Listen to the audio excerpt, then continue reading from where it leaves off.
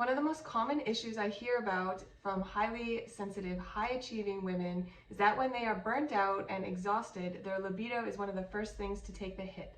Their sex drive is in the toilet and it's starting to affect their relationships and their life and their connection with their partner. Unfortunately, this is such a common problem, and when our nervous system is dysregulated, it affects our libido and our sex drive in more ways than one. As women, our sexuality is part of our power, it's part of our femininity, it's part of who we are, and I really want to help you claim this and get this back. In this video, I am going to go over some of the ways that an anxious and dysregulated nervous system can lead to libido issues in three realms: the body, the mind, and the soul, and then give you some quick tips on what you can do to help repair this and step into your power. If you are new to my world, my name is Dr. Kayla Clark. I am a naturopathic doctor and intuitive empath with a highly sensitive nervous system. When I was younger, this meant that I went through my world dysregulated and living through a lens of fear and panic. Once I learned how to regulate this, I really learned how to step into my gifts and power, and now I am so passionate about helping other highly sensitive leaders calibrate their health and wellness to our modern world so they can step in and execute their purpose. I am going to go through three of the realms which a dysregulated nervous system can affect our sex drive and libido. The realms are body, mind, and soul. So the first one is body. So when we are stressed out, when we are anxious, we're in fight or flight mode. Essentially, it's very primal. We're getting ready to fight this situation or run away. When this happens, our adrenal glands produce a molecule called cortisol. Cortisol is the main chemical in our body that responds to the stress response. So if you think about it, when we're getting ready to fight or flee, our body is doing just that. It's tense, our blood sugar is increased so we can access energy. We're sensitive to sights and sounds around us. Our pupils are dilated, our blood vessels are constricted. We're ready to go. We're highly stressed out. Now, the pathway that creates cortisol in the body is the same pathway that actually converts our sex hormones, estrogen and testosterone.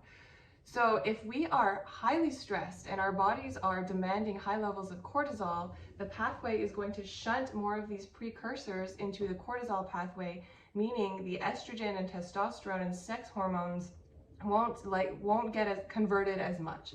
So essentially, if we're hyperproducing cortisol over a long time, we don't have the right nutrients, maybe we're not taking care of ourselves as much as we could, we're not eating as great, we're going to start producing cortisol and our estrogen testosterone levels are going to drop. Physically, this means that we are not feeling like sex, our nervous system is shunted, we don't have the sex hormones to stimulate that response, and our body is just physically not prepared. The second realm, which can be affected by a dysregulated nervous system and lead to a decrease in libido, is our mind. So if you remember before, I was just talking about the fight or flight response. When we are stressed out, we are getting ready to fight or flee, and this means an increase in cortisol.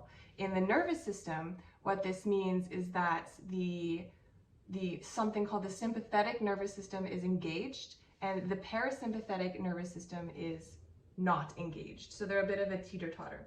The sympathetic nervous system is the one that controls the fight or flight. The opposite, the parasympathetic nervous system, the opposite of the teeter-totter, is the one that controls that rest and digest.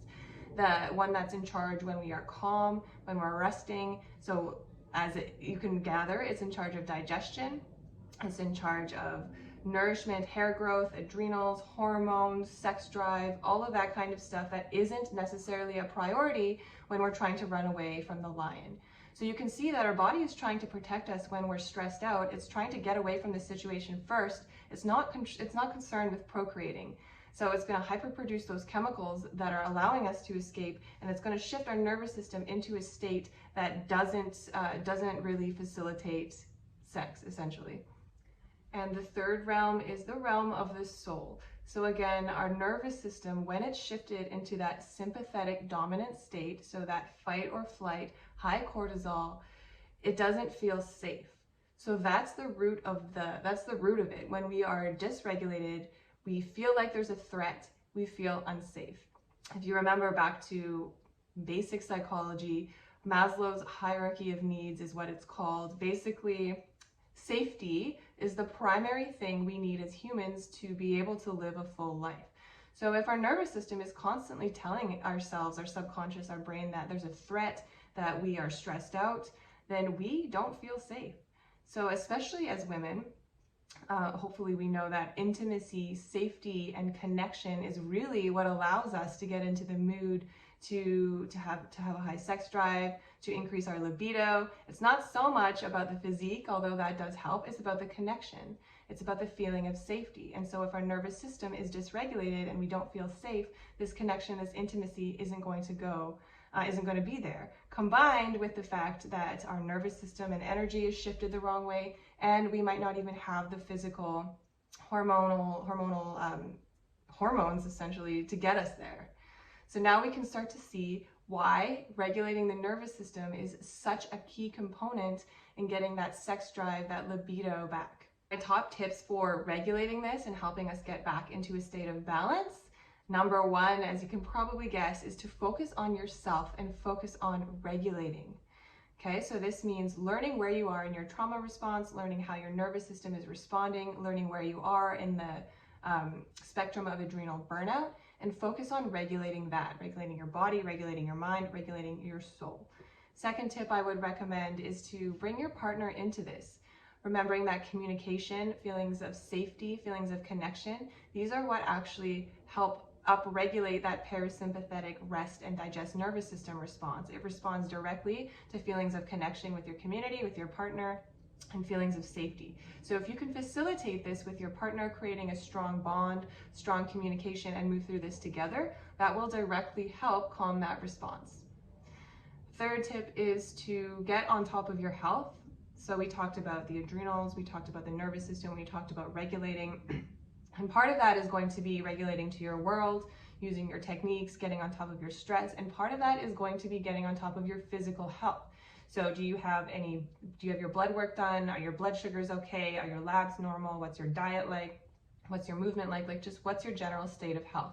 This will really be important in helping you regulate everything else.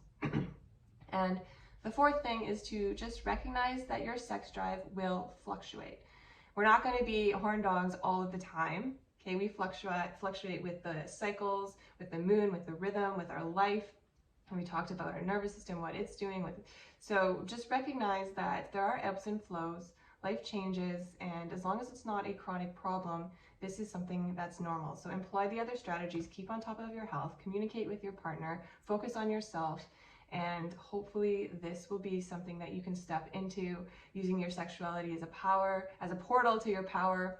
And if you have any questions, I would love to hear your comments, questions, connections below. Hopefully I will see you soon.